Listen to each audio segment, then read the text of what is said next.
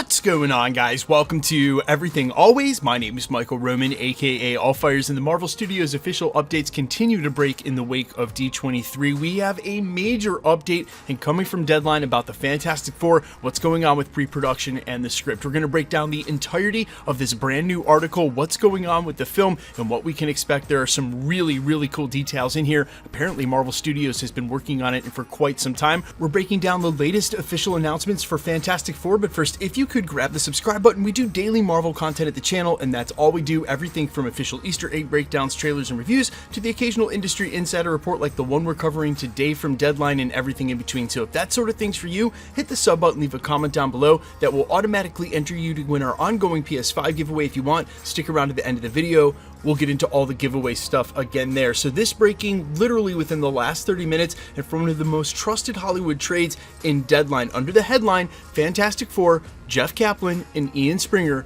to write new film for Marvel Studios. They go on to report, quote, in an exclusive with Matt Shakman boarding as director, Marvel Studios now found its writers to deliver the new Fantastic Four pick. Sources tell Deadline that Jeff Kaplan and Ian Springer are on board to write the script for the film.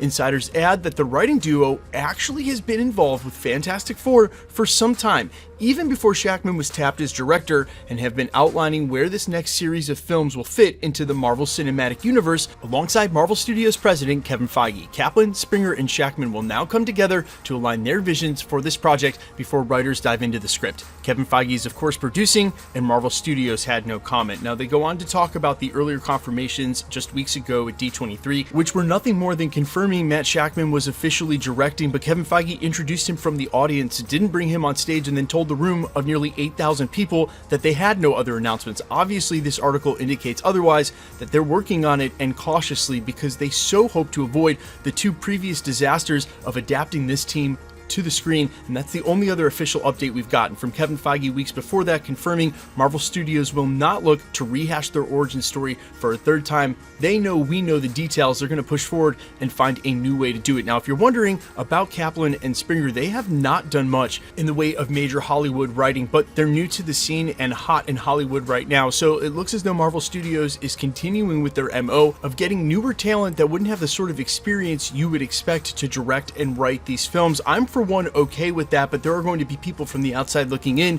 who point to this as a symptom of Marvel Studios, Kevin Feige wanting to control the final product and not work with directors that are stubborn. But I would argue that this is exactly what they did at the end of the Infinity Saga, as Taika Waititi was a much lesser known commodity than he is now when they got him to do Thor Ragnarok. They've been looking for new talent the entire time. I'm also happy to hear, in the same way I was with Jeff Loveless, who's going to write Kang Dynasty, that they are giving them plenty of time and taking steps that they need to make sure all of this makes sense. Because really, while people like me have given them a huge pass for how disconnected Phase 4 was, and again guys, that is directly related to the pandemic, they had no idea what order these projects were coming out in, let alone if they were coming out at all, so they played it really safe and not messing things up. They have to do exactly the opposite with the end of the Multiverse Saga. Starting in November of 2024 and ending in November of 2025, they've got to make sure that all of these storylines, the characters, where they are, what they're doing, what they're about to do, how it all works together, makes sense. And if they don't write those concurrently, if they don't have the same people in the room